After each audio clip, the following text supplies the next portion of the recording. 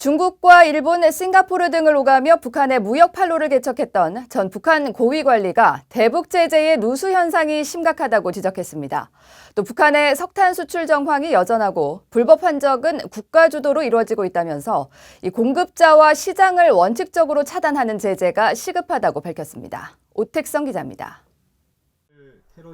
북한 노동당 39호실 고위 간부를 지낸 리정호 씨는 8일 VOA와의 인터뷰에서 유엔이 규정한 대북 정제유 공급 상한선 50만 배럴이 준수되기만 해도 북한은 큰 타격을 받는다고 말했습니다. 50만 배럴은 제재 이전 수입량의 25%도 안 되는 수준으로 정상적인 경제와 군대 운영을 어렵게 한다는 겁니다. 또 미 정부는 북한이 정제유 50만 톤을 구입한 것으로 추산했는데 북한이 구매 자금을 어떻게 구매했는지 의심스럽다고 지적했습니다. 대북 제재로 자금줄이 다 막혀 있기 때문에 50만 톤의 경유를 수입한다는 것은 보통 상식으로는 이해할 수 없어요. 50만 톤의 경유 대금은 약 3억 2천만 달러 내지 4억 달러에 달하는데 그 많은 자금이 어디서 나왔는지 의심됩니다. 리정호 씨는 이어 북한의 무역 종사자들로부터 제재 때문에 대폭 축소된 외화 수입을 만회하기 위해 각종 편법과 은밀한 거래가 활발히 진행된다는 얘기를 듣고 있다고 말했습니다. 특히 석탄을 비롯한 제재 품목의 반출이 증가 추세라는 설명입니다. 최근 북한 소식에 의하면 북한산 석탄이 중국 남방 지역에 많이 수출되고 있고 금과 수산물을 비롯한 밀수가 늘어나고 있어요.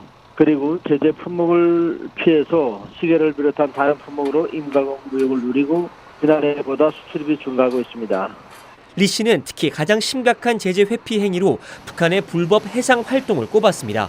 앞서 미 재무부도 지난 3월 북한이 불법 해상 환적을 통해 얻은 정제유를 263회에 걸쳐 싣고 들어왔다면서 이런 규모는 정부가 관여한 것으로밖에 해석할 수 없다고 주장했습니다. 해상에서 선박간 환적을 하는 회사들은 자칫하면 한 번에 다 망할 수도 있거든요. 이것은 대단히 위험한 도박입니다. 때문에 선박회사들이 높은 비용과 고도 위험을 감수하면서 263차례나 불법으로 환적했다는 것은 믿기 어렵습니다. 리 씨는 선박간 환적을 막기 위해선 북한의 정제유를 제공하는 공급자와 시장을 원천적으로 차단하는 접근법을 취해야 한다고 강조했습니다. 특히 불법 환적이 연루된 선박들을 용선한 회사들과 거래 은행들에 대한 제재가 뒤따라야 해상 불법 활동의 허리를 자르는 타격이 될 것이라고 말했습니다. VOA 뉴스 오택성입니다.